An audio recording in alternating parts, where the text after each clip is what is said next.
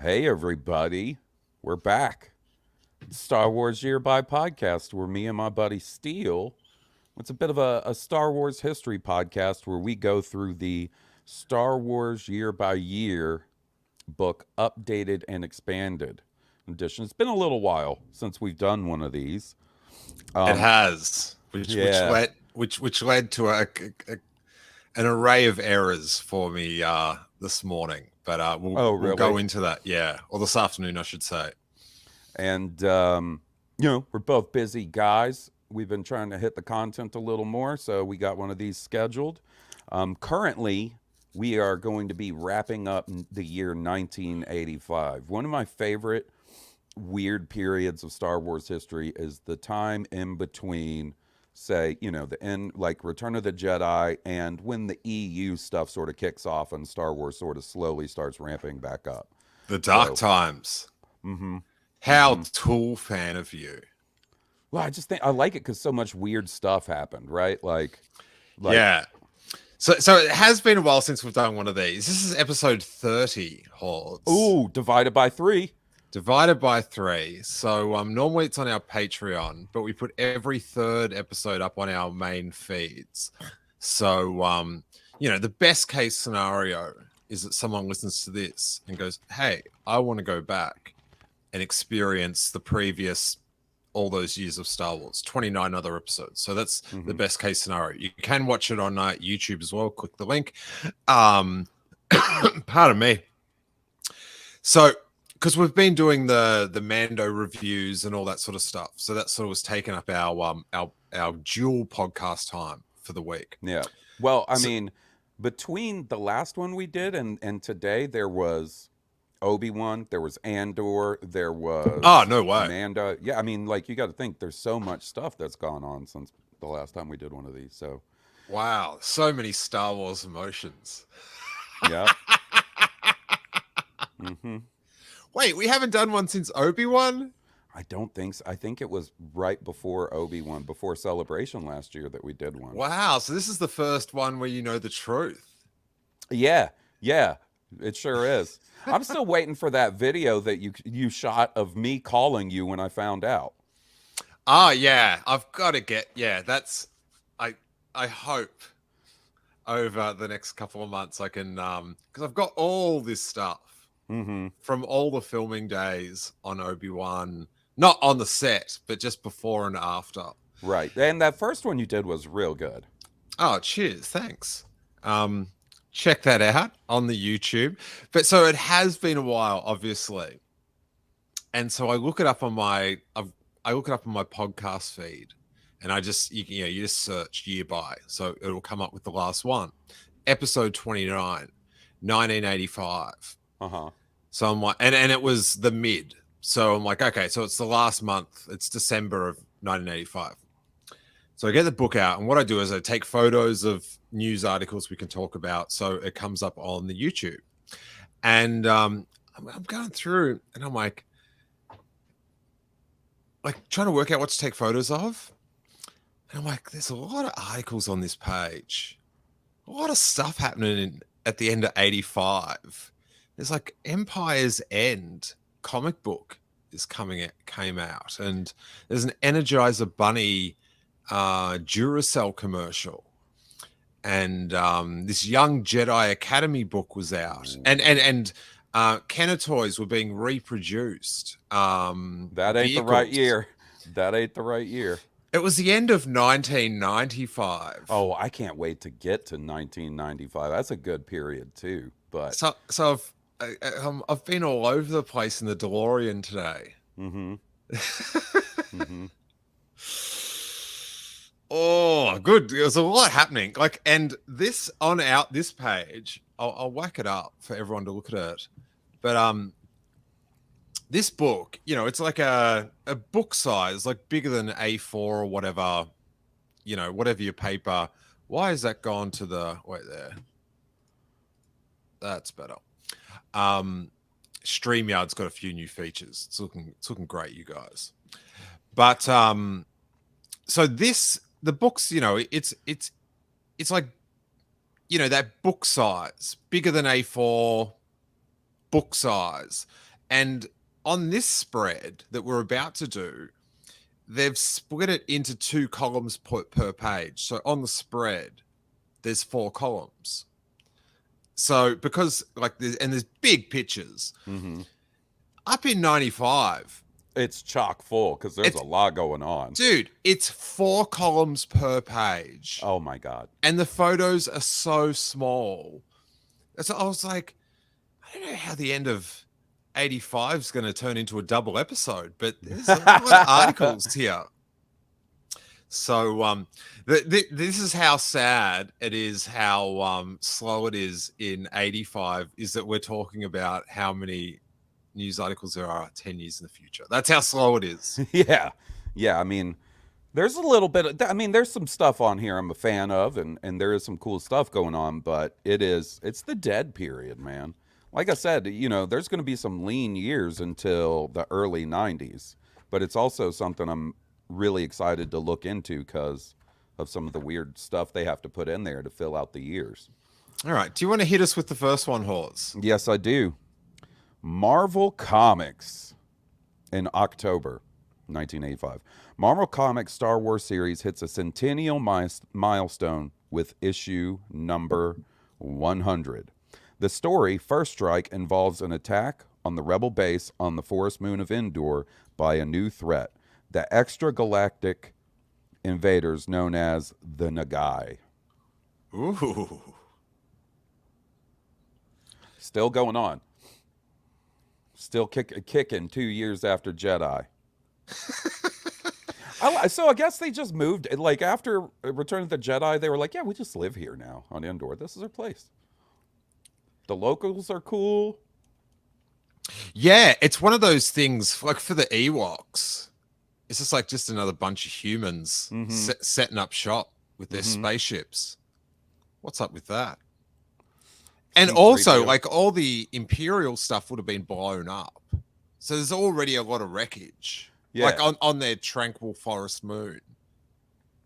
And then old gentrification Skywalker. Yeah. I gotta say, that's a pretty good cover, though. That's a pretty cool cover for the 100th episode or 100 issue. It's such a good cover that I was going to bring it up as well. Oh, yeah. The way it's sort of like that washed out watercolor. I don't know that much about art, but because it doesn't crave detail, it's better. And there's less to get wrong. Like sort of the planet, I guess that's a planet or just the sphere in the background, and how the Millennium Falcon and the other ships are sort of following the shape of that. Like it sort of leads your eye around the cover just to notice all the cool details. Like, yeah, I thought it was Endor. I think it probably is. Because down near Luke's chin, there looks like there's a massive land. Yeah. I think you're right. Some interceptors, a Y-wing. It's nice to see on some of this 80s art a Millennium Falcon that's scaled like the Millennium Falcon. And not the Kenner Millennium Falcon. Yeah. But yeah, I just noticed. Special double-sized 100th issue, by the way, Hawes. R2's little head is poking up over Han's head, I just noticed. Look at him, he's just peeking over. We do have to reference, who's this bad guy here? He's the head of the Nagai. And he's rocking out. He looks like, is it Khan in Star Trek 2? You just nailed it. I was looking at him trying to figure out what he looked like, and it's Khan. With like an Andy Warhol wig and an eye patch. Yeah, but it sort of just looks like a leather strap with a police badge over his eye. So quite the character. And this is after whoever, I know that guy's quite famous, but he played because Wrath of Khan, that was like 79 or 81 or something like that. I feel like it was between Empire and Jedi, so I think 81 is great. And that was Ricardo Montalban, by the way, that played Khan. Now, a bit of disrespect here in the captioning halls. I'm not sure if you picked up on this, but at the bottom of this page, did we say what page we're on, by the way? 126 for all the sickos like Catherine Neen that want to follow along. Woo, shout out sickos. A true sicko wouldn't need to be told what page it was. That's true. So down the bottom, how this I got to say, StreamYard, which I use, Hawes. Mm-hmm. This new layout deal, it's a visual delight. Yeah, it's nice. The pinks, the vibrant pinks. Buddy, when I looked down at my book and then looked up and I saw the little image of me as R2-D2 and I was like, what is that? Oh, like I thought it was part of the book for a second. The thumbnail. Mm-hmm. Or no, it's not a thumbnail. It's a watermark. Yeah, watermark. Yeah. But there's this image of what is these? Are they like robots? Yeah. The Nagai? Or are they men in suits? Are they? No, they're macabre. No. They're in suits because you look at their hands and there's like they've got fingernails. Oh, weird. Yeah, but anyway, so one of these Nagai, they're all suited up in their battle armor, and they're a lot bigger than a human. And they've got two Zeltrons by the throat, almost like Kane or the Undertaker, about to do some double choke slamming. Mm-hmm. And the caption reads, Hawes, two Zeltrons have second thoughts about aiding the Rebel Alliance. Now, I don't think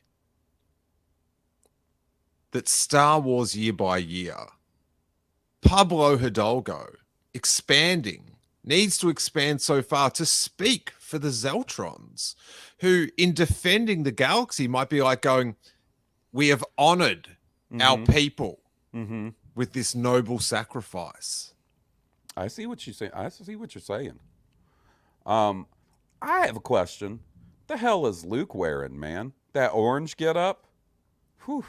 He had some questionable fashion choices post Return of the Jedi. Also, that saber's blue. Hey, with great freedom comes great vigilance. He's like, I want to become the guy that wears an orange jumpsuit everywhere. Well, maybe it's a marketing thing, and he's like, well, that X-wing suit that sold pretty well at retail. Mm-hmm. And those Bespin fatigues, pretty dope. Mm-hmm. Let's combine them. Let's get it. Why don't we get an orange nylon Bespin fatigues? Ooh. I always felt like Bespin fatigues was the most wearable of the yeah. Right? Yeah. The jacket looks comfy. The pants, they look kind of standard pants. That Return of the Jedi suit looks very slick. I don't know that I would be comfortable in it. See, the only with Bespin fatigues, it's a bit double denim with the whole matching deal. Mm-hmm. And then I'm like, well, you could just take off the jacket and you're rocking cargo pants. Mm-hmm. But then, to our knowledge, all he's got on underneath there is a tank top. And that's a no-go. Yeah. That's I doth not. Yeah, so anyway, Zeltrons, don't speak for him. Yeah, give him a little more credit. I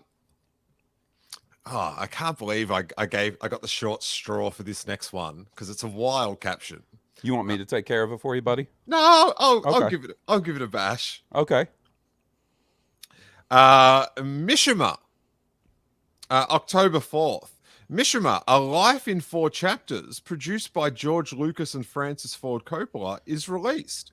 Directed by Paul Schrader, it tells the story of famed Japanese writer Yukio Mishima, who committed a ritual seppuku suicide in 1970.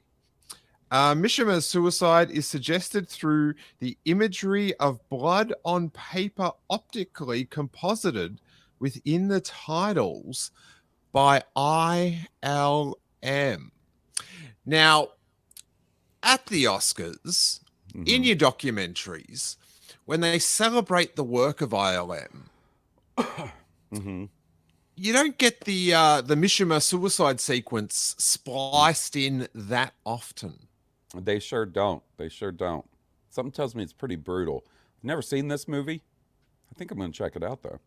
Are you really? Because if you look Yeah. at the cover with Yuku with his headband on, what would you is that? I know.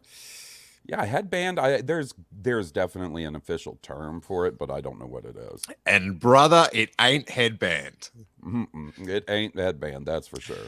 And the look on his face, it just seems it's too stressed out for me to ever buddy, have time to watch. Do you know what seppuku is? No. Okay. I'm not going to explain it. It's not appropriate probably not appropriate for YouTube. Or me. Probably not appropriate for me. It's a ritual suicide that samurai would do when they felt they were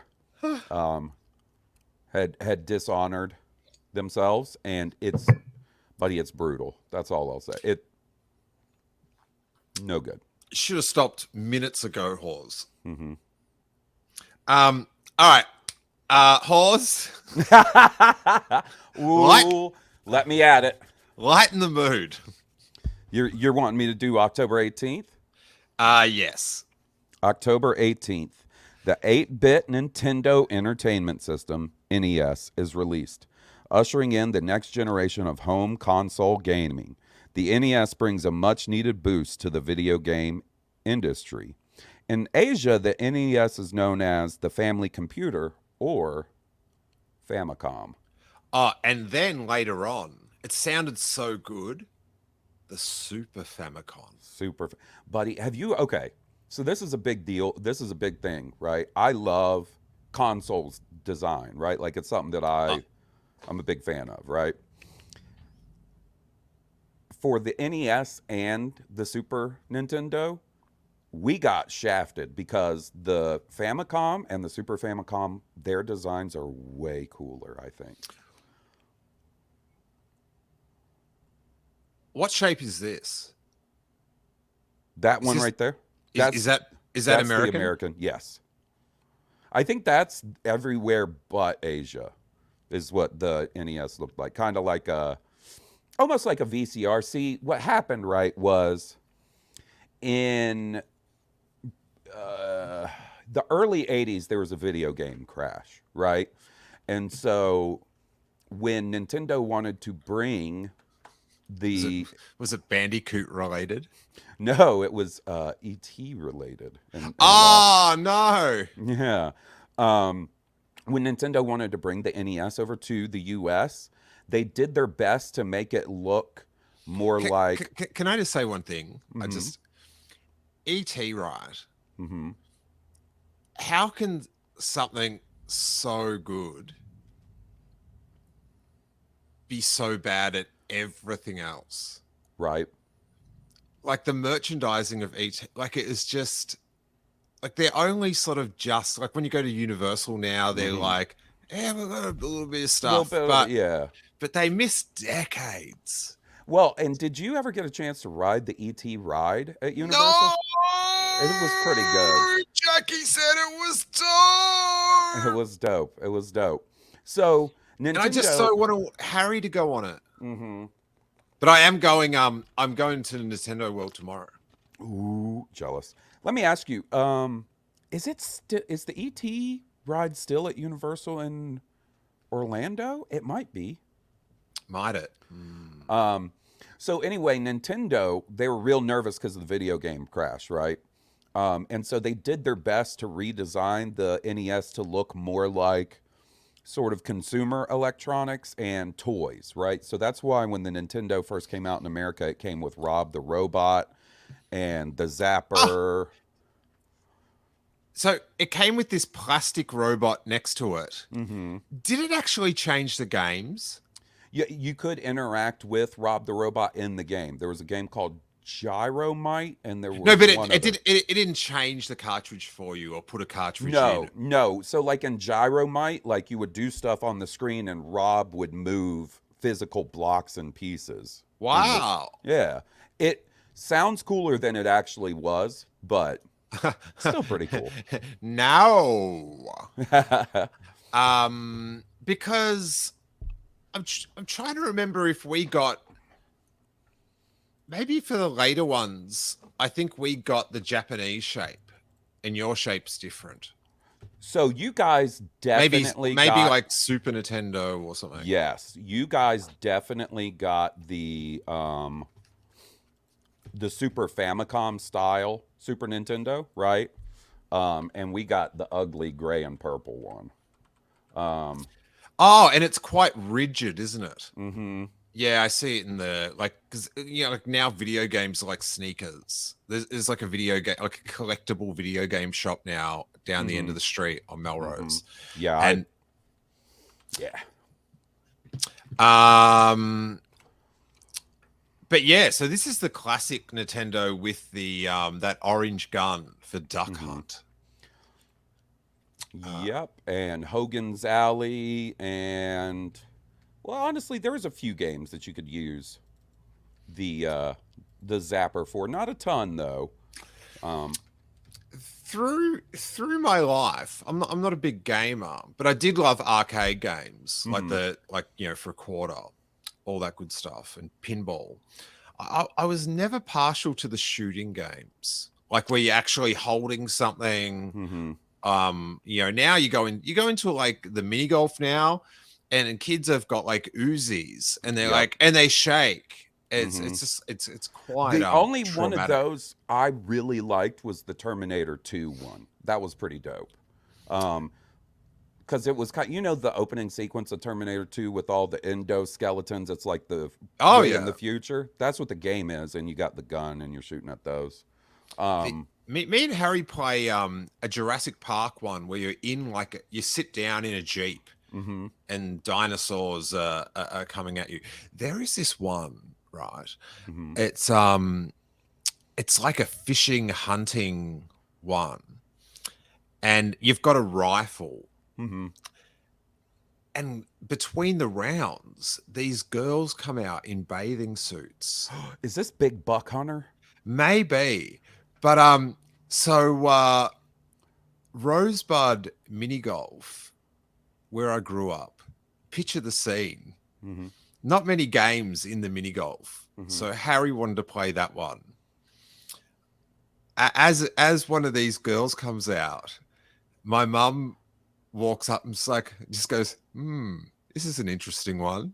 That's funny. It's like, man, that very in, like, it's just like, I don't want to be, it's just so like alpha male. Yeah, it's or a something little corny, right? Yeah. Not my bag. Not my bag. For a family putt-putt. But that right there, the original NES, that is extremely my thing, buddy. That's where I played my first Star Wars video game, was on the NES. And it wasn't a very good one. Was it Empire or? It was just called Star Wars. Okay. As far as like Atari, because Atari was before this. Yes. I feel like this Nintendo's the first one that still has playable games. Yes, because listen, I respect the Atari. It's hard to go back and play those games. They're too rudimentary. Yeah, it's just all like splotches. Yeah. And but like Mario on this Perfect. is like banger, all-time banger. Castlevania, Punch-Out, Zelda, like this is the dawn of a lot of classic video game franchises that are still around today. Like you're not getting new Pitfall games, right? But you're still getting new Mario games, new Zelda games. Pitfall was dope though. Pitfall is a good game. Pitfall is dope. Like if there's an Atari game you'll get me to play for at least a little bit, it's Pitfall. That's a good game. Those gators, that scorpion. Dude, the black magic of running down in those caves. Mm-hmm. It's like you just time warp 3 stages. Oh, who knows what's going on? All right. I will hit this one. A Battle for Endor, November 24th. The 2-hour Ewoks, The Battle for Endor debuts on ABC, a sequel to 1984's The Ewok Adventure, also known as The Caravan of Courage, Australia. It features darker tone with the family of Sindel Tawani being killed off at the start of the film and the gigantic ground battle with an army of evil marauders. Directed and co-written by brothers Jim and Ken Wheat, the film stars Wilford Brimley of the summer hit Cocoon as a gruff spacer. Joe Johnson is the movie's production designer and second unit director, while Phil Tippett is the creature supervisor. Many of the monsters in the Battle for Endor, including a winged condor dragon and a number of dinosaur-like blurgs, are brought to life through traditional stop-motion animation. ILM's Michael McAllister wins an Emmy for outstanding visual effects on the Battle for Endor. This is where we get Teak, isn't it? Mm-hmm. Mm-hmm. That little rascal. I just remember, because this would have been, I rented this, right, as a kid. Show up at the video store. Oh my God, there's 2 Ewok movies. Why didn't you tell me about this, Dad? He's like, well, there's a reason, but you can rent them if you want and find out on your own.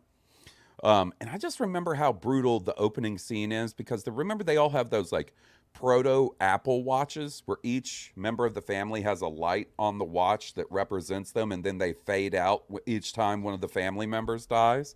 Mm-hmm. I was like, ooh, that's brutal, because they all die. Well, you know why? I feel like somewhere in the back of my head I know why they killed them all off. It was because Amanda Lucas liked Sindel the best. Way to go, George. Good on you, man. Yeah, that's what Mace Tawani, Eric Walker, told me on when he came on for an episode, which I think is on YouTube as well. Actually, it's like it is. It's like episode 150 or 200 or something like that. Back before, I've lost count. I've given up counting. Mm-hmm. Because there was so many different types of episodes. Like on the Patreon, there's like 800 episodes or something. I know. So it's welcome to episode 807. Yeah, but so that was that was his prognosis for the way things panned out, and like. What sort of wasn't it a bizarre fever dream, especially when you couldn't just Google stuff and you had to hire the videos, so you might only watch them, every 3 years, something. Teak, what a bizarre fever dream. And Wilford Brimley and the witch, like there's a lot of weird stuff going on here. Have you ever watched, speaking of Phil Tippett, have you ever watched that Vice documentary they did about him on YouTube? It's really good, but the literal opening scene is him going, I took a lot of acid while I was making Return of the Jedi. And I was like, oh, that checks out. That checks out, buddy. That really checks out. He was on Mark Maron once. It was very good. Oh, that's cool. But it was I don't have memories of seeing this in the cinema, although I'm pretty sure I did. Mm-hmm. I've got we know you saw the first one at least. Yes, because there was a couple getting to third base up the back. Nice. that I worked out when I got a bit more older. Very empty, but I feel like I did go to see this at the movies, but I just don't have the memory of it. But watching it, in later years, killing off the whole family in the first 5 minutes. Weird. Brutal. Yeah. And you know what's funny? Do you remember? So it must have been. Was it just before episode 3 came out when they put Star Wars out on DVD for the first time and it had like the Empire of Dreams documentary as a bonus disc? Remember they also put out a DVD of Ewoks, the cartoon, and droids, and they put out a DVD that had both Ewoks movies on one disc, like you flip the disc. And Very that expensive now. very expensive. It's the only way. Like that's the only way. Well, no, they're on They're on Disney Disney. Plus now. Yeah, that was the first time I watched those movies. Like Oh, really? when I wasn't a kid was when those came out on Okay. DVD, and I was like, "Yep, just as weird as I remember." And I have the disc that's mislabeled, so like they're labeled wrong. So you got to kind of guess to figure out which movie's gonna start playing when you put it in. Really weird. That is odd. Well, I always kept up on that stuff because the Star Walking fan club in Melbourne, when they'd have their meetings like every like 3 months or 2 months or something, they'd have a library and it would have like all these VHS, like all the movies, all the documentaries, cartoons, like edits people had made of like news articles and TV specials. So I'd always just get, every time I go, I'd bring back one tape and just grab another one and just watch that. But hey, obviously we're dry for stuff. So I'm even going, but it came up in conversation. When that trilogy came out on DVD, whoa, Buddy, dude, I went what to the gates were open. Just that dude. documentary and The night that came out, so that DVD came out the same night as also a big Star Wars game. And I'm trying to remember what it was, either the original Battlefront 2 or Republic Commando. I think it was Battlefront 2. And I went to a midnight release at a Sam Goody, which is a retailer that no longer exists, right? And I was the only one in line at midnight to get Star Wars on DVD and Battlefront. And the guy that was working was even like, well, I guess we get to close earlier than I thought, but I really did think there were going to be more people here. And I was like, well, sorry, buddy, I'm out of here. I got to go watch 3 movies and a documentary before I go to bed. you can get you went first in line for a giveaway or anything like that? Nah, they didn't do a single giveaway. Oh, no, you know what? I did. I got a Django Fett mini bust. Now that There I you think go. about it. Yeah. Yeah. That's Hey. got to be kicking around in storage somewhere. And that Empire of Dreams documentary, top tier. Top tier Star Wars documentary right there. So good. I always think of it, the long shots of Hollywood Boulevard whenever I'm up there, because now it's so different. Like there was like a car park where you could see the cars Mm-hmm. on Hollywood Boulevard, like, which is just like hilarious to think about. But just looking at this picture of Sindel and Wicket with a bunch of Ewoks in the background, the way Warwick Davis tilts his head in Like that a suit, dog. Yeah. like it's just like Wicket, Mm-hmm. Wicket. So, do you know what her EU story is post Ewoks? It's Andor's sister. No, no. Do you remember when people were trying to say that maybe she was Captain Phasma in the speak? Do you remember that theory kicking around that she was going to end up being Captain Phasma? So one of my favorite things to do when I can't sleep is I'll look up an obscure Star Wars character on Wikipedia and just see. I think she becomes a journalist after Oh, the really? Ewoks movies. Yeah, I'm pretty sure that's if I remember correctly, she becomes a journalist. That's delightful. Right? I was bracing. She shows up in some EU books. Really? Yeah, she sure does. What a scoop! not a big role, but yeah, she shows up a couple times. Wowzers. When is this? So if I understand correctly, these are before Star Wars. These are prequels. Yeah, okay. I'm pretty sure they are. Because didn't they at one point say they were like 100 years before? But that doesn't make sense because Wicket's there. Yeah, and Like he's not Grogu. No. No, it can't be too long before Because Star Wars. in my head it was always like as a kid, it had to have been before Return of the Jedi. Because otherwise there'd be Imperials. Yeah. So I'm just trying to get her into Mandalorian season 4 in my head. I think you could do it, couldn't you? Oh yeah. Yeah, so like okay, let's say this took place a year before A New Hope, right? So that would be sick to have Mace. Oh no, Mace died. He's dead. Oh no, what if I was trying to get Eric a job. So yeah, it takes place a year right before A New Hope. So that would mean by Return of the Jedi, she would be 5 years, 5 years older than Ewoks. And then whatever the time between a Return of the Jedi and So it should be about 20 for about now in the Mandoverse. I'd thereabouts. Say. Yeah. Oh yeah. Let's get her in there. All right. I was going to suggest the actual actress, but I'm not sure about 20.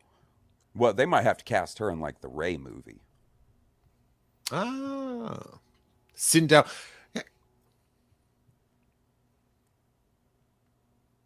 Do you think Ryan Johnson expected Broom Boy to be in episode 9? I don't know. That's a really good question. Because he was in the Trevorrow one, yeah. Wasn't Broom Boy in that one? You know, honestly, I can't remember because I remember like Rey gets blinded, right? So she becomes like that whole blind samurai type thing, like that whole deal. I've totally forgotten that. I think there's this whole thing with maybe she has like almost like a prologue or something where she has an academy or something. I can't remember. I just remember that General Hux lost the Star Wars. Oh. You remember that's in the script. It says General Hux realizes he lost the Star War. Are you serious? Yeah, that's in the script.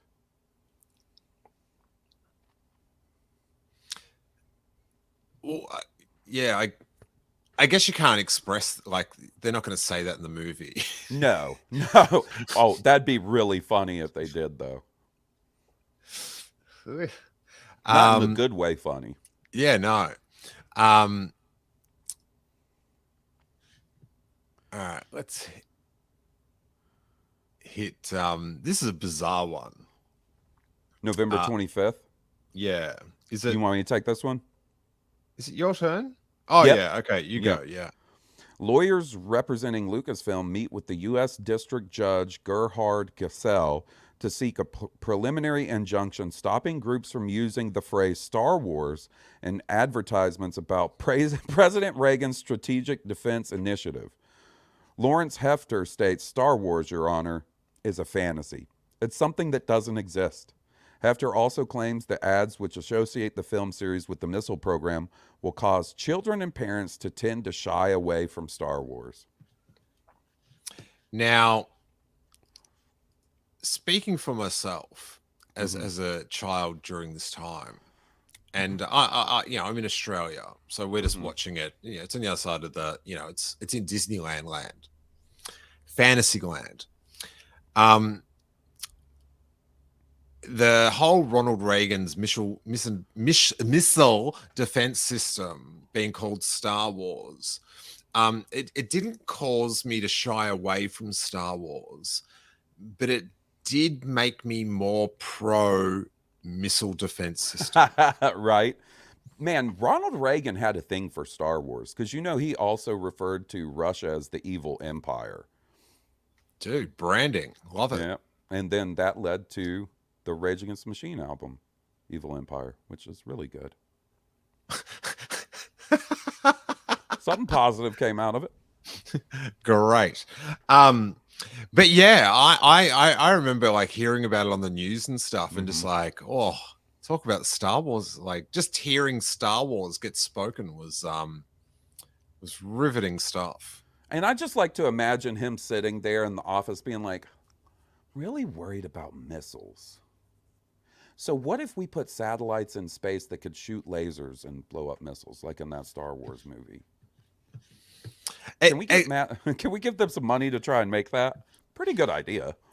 His plan does sound like an Atari game. It does, right? Missile Command. Missile Command, yes. Missile Command.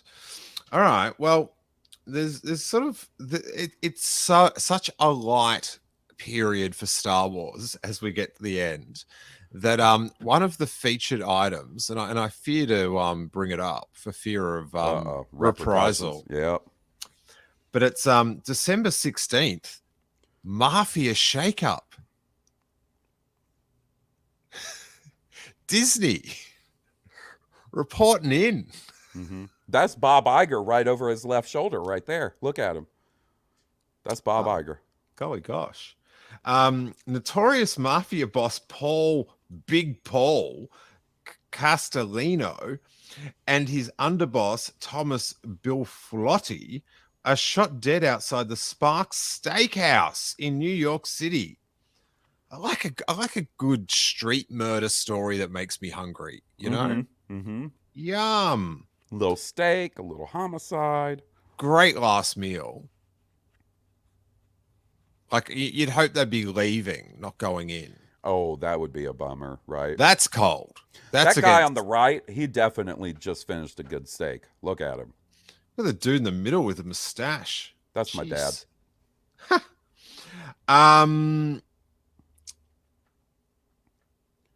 Fellow mobster John Gotti, who allegedly organized the hit, then takes over the running of the Gambino crime family and becomes the most powerful mafia boss of the era.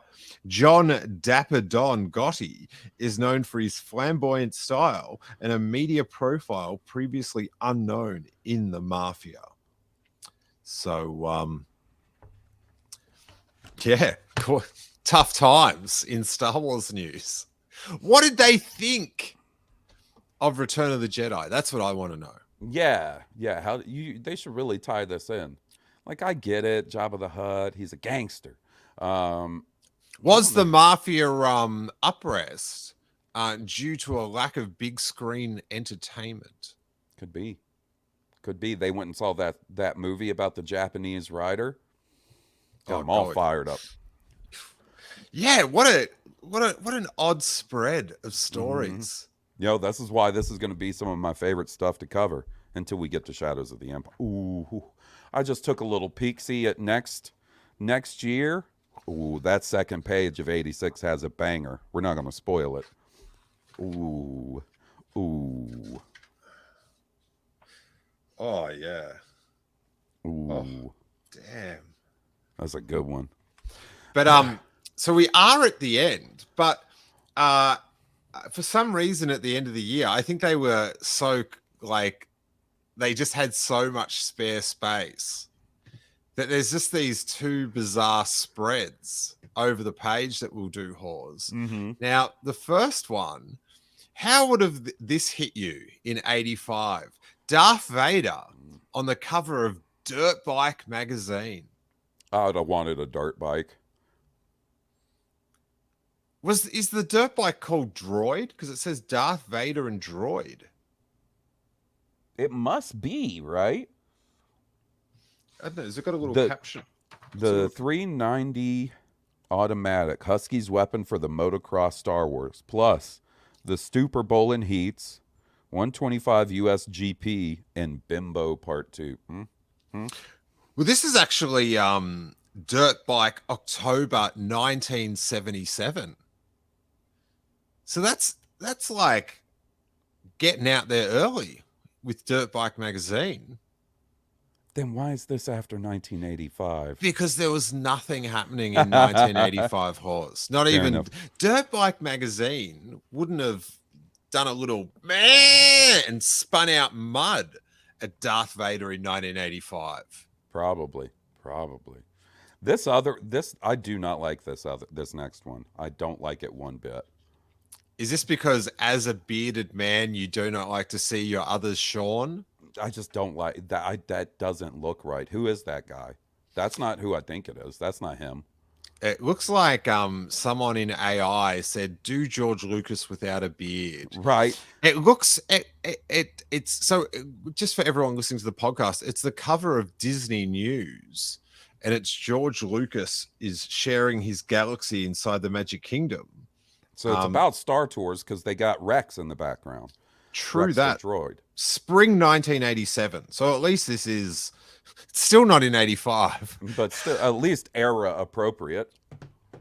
I don't like that though. George Lucas is freshly shaved. He's got one of the most 1987 ties I've ever seen. Mm-hmm. And it looks like he was double booked for another photo shoot where he was bearded, and the other photo shoot wouldn't let him out of his obligations, so they had to CGI off his beard, Superman style. It looks to me like he's about to try to sell me an IBM computer. He looks like he wants to sell me something. He wants to sell me on his galactic future. Look at him, Hawes. I don't want to. I've seen enough of it. I don't like it. I do not like it. I don't like it. Not a fan. But now, come on, man. We don't. Sure. For those listening on the podcast, he's just zoomed in to George's eyes right now. All right, Hawes. He's gone. He's gone, buddy. All right, good. Whew. Bearded George Lucas can't hurt you anymore. Is bearded George Lucas in the room with us now? You really corried out on me there. I don't like it. I do not like that. George Lucas without a beard. All right. Well, also, not even at the end of 1985, not even any also ins. I know. They were like, "Oh Lord, can we just call it like Star Wars every other year? Can we change the name of the book? Year by year except 84 to 89?"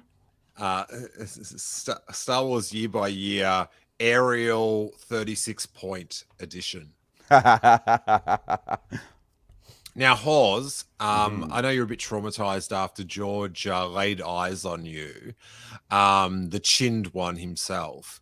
So I will give you the right of way to do our patented The skip ahead.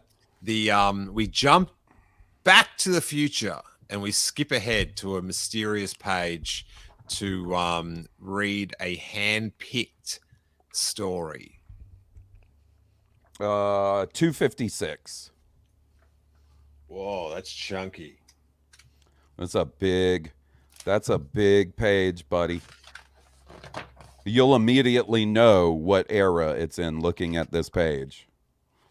God damn, we are in Revenge of the Sith, lava, key art territory. Fire, tribal fire territory, worst figure packaging known to man territory. Jeez, though, Hawes. Yeah.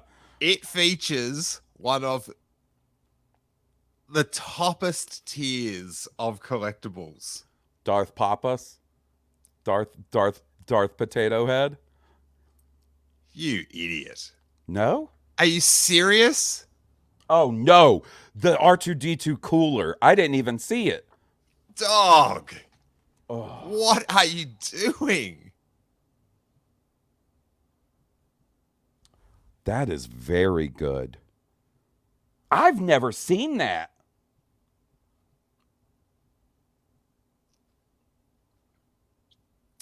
No wonder it's in Japan only.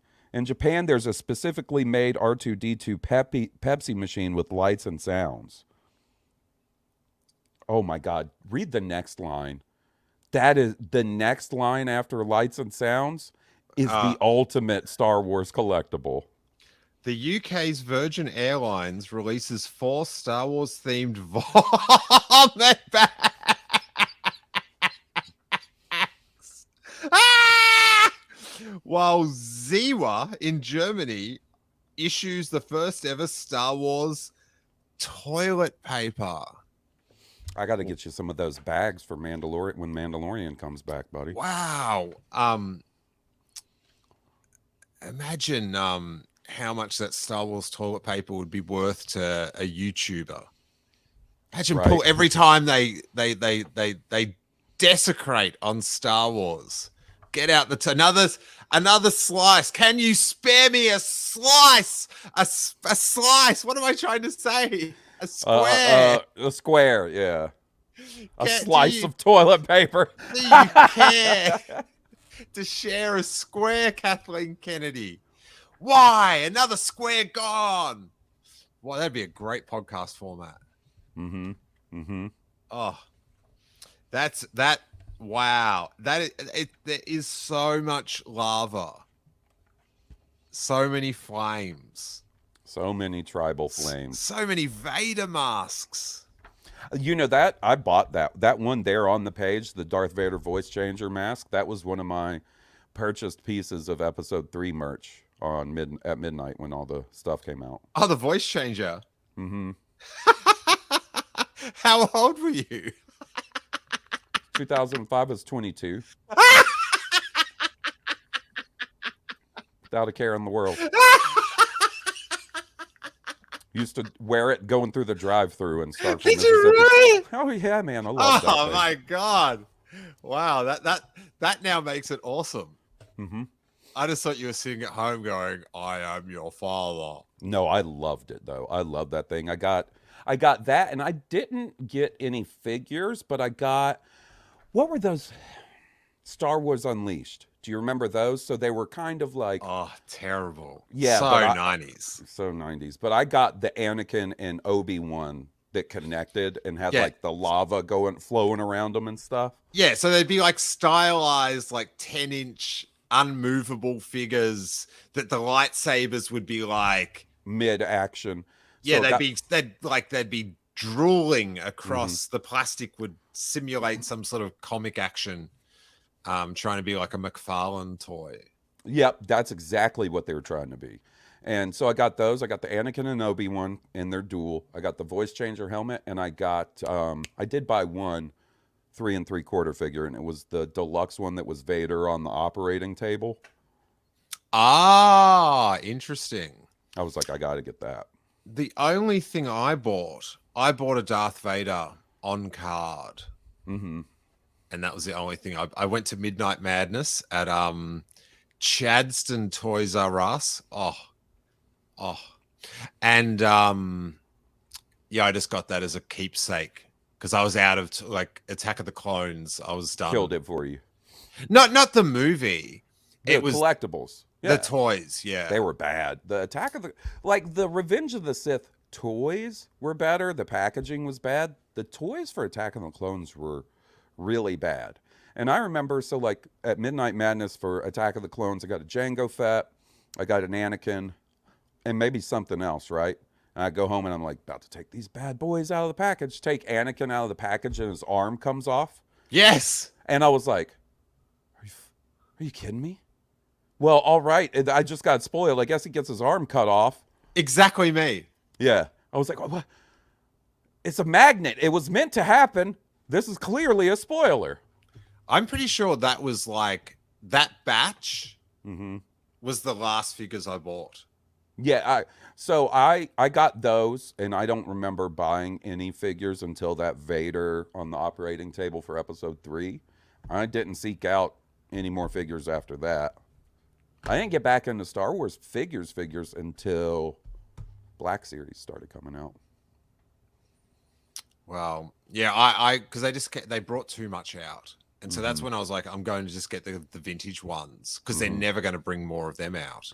Little did I know that after 5 years of petitioning, they'd take my idea and sort of half get it right.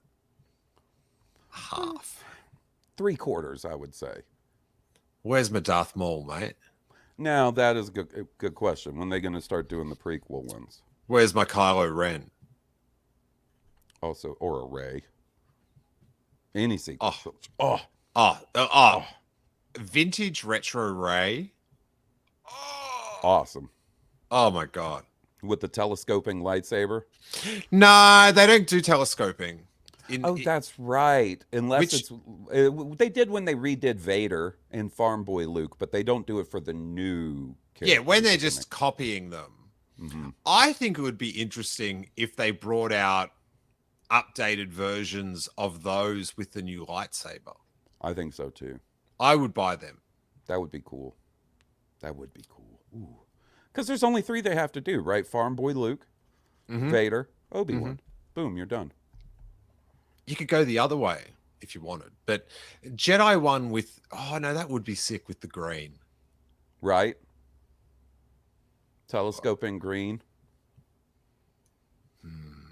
But with the black, yeah, it would look. I think it would look a lot. Yeah, I'd rather go the other way. I'd rather see like Darth Vader holding a lot. God, it would look so weird for a vintage Darth Vader. Although I do. Oh, actually, no, I've got one right. I literally have one standing over there because I got the retro. It must be the Obi-Wan Kenobi Darth Vader. Oh, and they did him holding a saber instead of telescoping saber. Yeah, and he's got a fabric cape instead of a vinyl one. Ooh, that's cool. So that's probably the closest you're going to get to if they redid a Vader for Return of the Jedi's figures back in the day, right? Yeah. But then like Obi-Wan Kenobi from Obi-Wan Kenobi, he's got a like a blue clip-on lightsaber. You know, like a classic, like a Bespin Luke one. And the Reva lightsaber, it's wild. A wild bit of orange, red plastic. But yeah, oh my stars, April 2005, a lot of Darth Vader imagery. Yeah, a lot. Sith happens. Oh, dude. Oh. Yeah, it's not to my taste. Not mine I'm either. so sick of the Vader mask. Like especially in that like it's not in a classic Star Wars way. It's like, this isn't your daddy's Vader. Blah! Like, I have 2 pieces of promotional material from the episode 3 era that are standees, like bigger than life size. One is for Mountain Dew in Diet Mountain Dew, and it's Yoda with his lightsaber. And one is for Pepsi and Diet Pepsi, and it's the episode 3 Vader with his lightsaber. And they're huge. Like, if I were to put them up, they'd probably almost touch my ceiling. They were in Kmart, and I managed to get my hands on them when they were done with them. And I've got them all, like, because you know how you can, like they get shipped flat to the stores. That's how I've got them stored right now because I don't have room for them. One day, those bad boys are going to be out, though. They're bad. The art from Revenge of the Sith, it was such, like, what twisted the knife was that was the last Star Wars film. The promo images, they were the last new ones they put out for, like, what was it, 16? Was it, how long was the gap between Revenge of the Sith and 10 years? 10 years. Okay, so not that, but like, so we just had like 8 years, and that of Yoda with the extreme Yoda, and that goofy looking Vader with the small head. Like, that's the thing that sticks out when I put that Diet Pepsi standee together, is like how weird that Vader costume looks, because it's the one that's kind of like, you'll know it's the promotional image you've seen a ton. It's almost like a side profile of Vader holding his lightsaber and his like capes blowing behind him. and just the proportions look weird. It's no good. Yeah, well, that Revenge of the Sith one, it's like I'll see it and I'll know it's the Revenge of the Sith one, but I don't know why I know that. Right? It's something about it doesn't seem right. Same thing with the Revenge of the Sith Chewbacca, by the way. Oh, for Weird. sure. Oh, Weird. but he's meant to be younger. Yeah, but still 30 years. Oh no, 20 years. Still, something doesn't look right about that Chewbacca. Putting Chewbacca in was a big call. You know, I honestly don't like. I don't mind the idea of Chewie being in it, like, because I've always wanted to see the Wookiee home planet. Well, Like that was cool, but if I'm gonna massage it, one of the Wookiees is Chewbacca. but you But don't Yoda- point it out. Yoda doesn't know him. Fair enough. Fair enough. Like you can give him a rah, rah line to like another rah to another Wookiee, but I just when it's like, oh, thank you, Chewbacca. Like it's just like, can't, bro. Chewbacca. But even hearing Yoda say Chewbacca is a little Yeah, weird. they're not in the Chewbacca. same Yeah. like galaxy. Like they're just like they're in the same, but they're separate. Just through how we've experienced them, and just joining them up, it was just like, oh, bro, it would have been so much doper if it was just never said it was Chewbacca. You know, unless it was in like source books and stuff. You know. Yeah, that'd be like kinda- no one goes, oh, are you celebrating Wicket? Even though I can't believe I'm complimenting the Rise of Skywalker for no reason. But in that scene, they're doing the holdover maneuver. It's why. I'll say this. Why? Did you ever see? Why? Sorry. Did you ever see the? I guess it was concept art for early development stuff for Revenge of the Sith, where they wanted to have a young Han Solo on Kashyyyk as well with Chewie. Brutal. Thank God, right? Thank God they didn't do that. No good. Terrible. All right, Hawes. We've gotten through next 86. Oh, actually, I just did the same thing. I just turned to the next page of where we were looking at in 2005 or whatever, and I'm like, oh, it's jam packed. But all right, well, 86. It'll be I'm sure we'll hear about a lot of other movies, nothing to do with Star Wars. Yeah, but it'll be like, and ILM did one special effects sequence on this movie. You know what I mean? They'll find something to connect it sometimes. Man, ILM. Jeez. All right, yeah. So as we were saying, this is now the 30th of this exciting rambling concept, and most of them. A majority of them are available on video as well, but they're all there for the audio on our Patreon, so you can go through the whole thing. And bro, if you're after tangents, you're gonna find them. You want to know about Carl? Oh, Oh boy, dude, we got something to tell you about Carl. Good old Carl. I've still got the slide. There he is, Carl's corner. Sheesh. You do think that is Carl, don't you? No, I know that's not Carl. From what I understand, Carl was a little of a bigger guy than that Carl. Yeah, a bit more rotund. Yeah, All those half price meals. They'll do it to you. They pay off in ways you don't expect. Hawes Blue Harvest podcast on all that and your streaming endeavors. Tell us all about it. Yeah, check out Blue Harvest wherever you listen to podcasts. You can catch me streaming. Typically, my schedule is Wednesday through Saturday at twitch.tv/Blue Harvest Pod. I do want to plug, there's a really big stream coming June 2nd, because that is the day that Street Fighter 6 releases, and we have a bunch of special guests scheduled to come hang out on that stream. It should be fun. So tell me about this Street Fighter 6, Hawes. Is the camera moving? Is it classic, like still 2D, like still from the side, so it's not a 3D fighter. It's just updated graphics, controls, new characters, some returning classics, that sort of thing. It looks great. How do you? What system is this on? I will be playing it on PlayStation, but it's going to be on everything.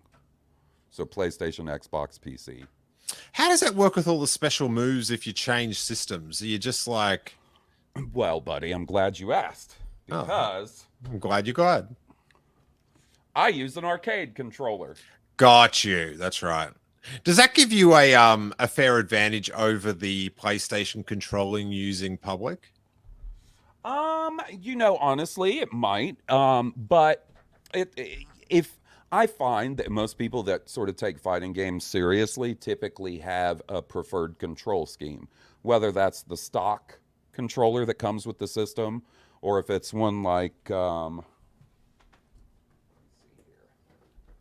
this. That's more like a sort of a Sega Saturn controller style, you see? Okay. So is it just separate generations, or is there like if you're like a real fighting game person, are you like arcade game joystick setup, or are you like PlayStation controller setup? It depends. It's whatever you prefer.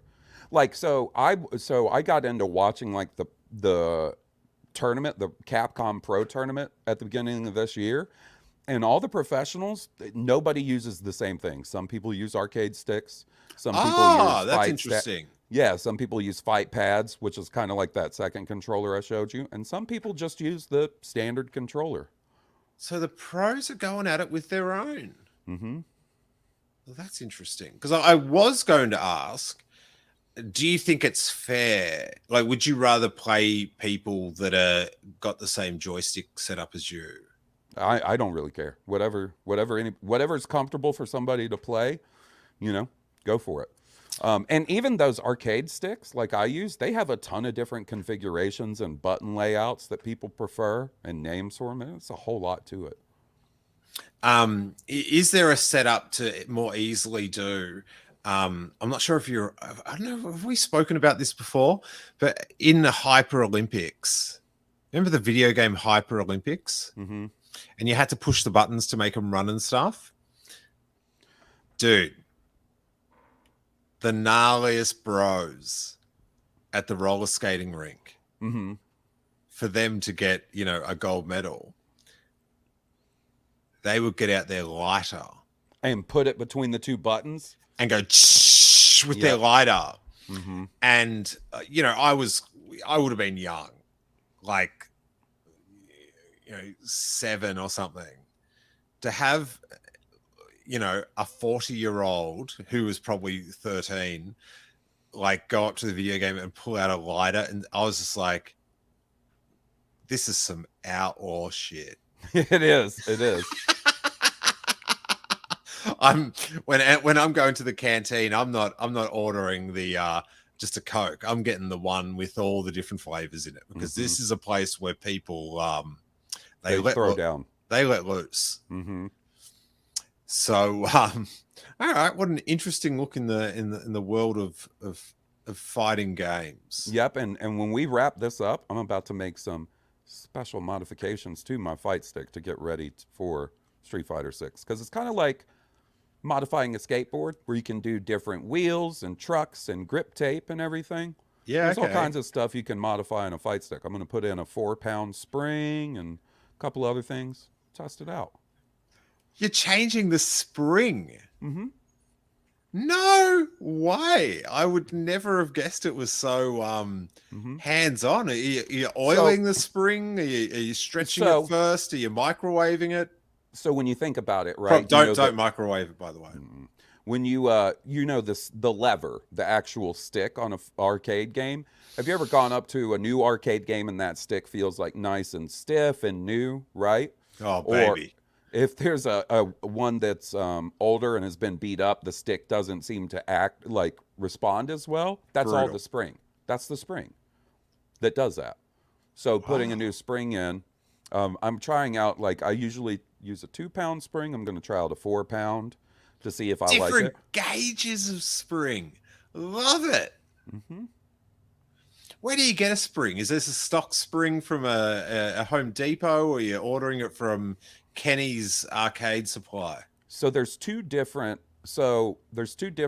arcade stick vendors I use. One called Focus Attack and one called Arcade Shock. Oh man, you know someone's serious about something when they use the word vendor. Mm-hmm. And so Focus Attack is who I use to have my custom artwork printed for the front of my stick. Focus Attack. Yeah, they're cool. And I only use Imagine the brainstorming session. What were the ones rejected? Focus Attack. And then, like, let me see. Why not go for Extreme Joy? I got a whole bag of extra parts. There's an extra ball top for my arcade stick. I got all kinds of extra buttons and stuff. And I only went with Arcade Shock because they were the only place I could find that had green metallic buttons in 30 millimeter. What about this as a savings opportunity, Hawes? Mm-hmm. Every time you start a new game, you put a quarter in a jar. Man, I have to go to the bank and get a couple rolls of quarters before June 2nd. The laundromat. Uh-huh. Yeah. They ban you. All right, that's cool. The whole tinkering is I like that. I like that. Me and my buddy Steve and my buddy Jeff all built new arcade sticks at the beginning of the year and customized them. I helped Steve design some artwork for his and helped him sort of pick out all the buttons for the theme and stuff. And now Randy's doing one too. Randy, really? Yeah, for once I got to give Randy technical advice about fight stick stuff. Felt good. Nice. Yep. So interesting. All right. I'm glad you're all keeping busy. You should gotta do something, buddy. Gotta do something. Oh, tell me about it. Tell me about it. You know, you gotta pass the time between issues of Dirt Bike Monthly. Right. Ooh, Fight Stick Monthly. I'm gonna start that. To sell 2 copies a month. Yeah. You can listen to the podcast Steele Wars. A sizzle. Apparently, Corey will return next Tuesday afternoon. Ooh. On a YouTube and podcast after, but his work schedule's very busy, and and his home time conflicts with being kind of quiet in the house time, or being able to focus on doing a podcast, even when it's like they're in another room. Mm-hmm. I can't do it. Mm-hmm. They've got to be out or out. Out or out. Yeah, exactly. And that's hard to schedule around the second out because it can be sporadic. But thanks so much for the patrons for supporting all the shows. And $3 you can unlock, subscribe, download all 30. Buddy, you got yourself a stew. You sure do. See Cheers. you guys. May that force be with you. Bye.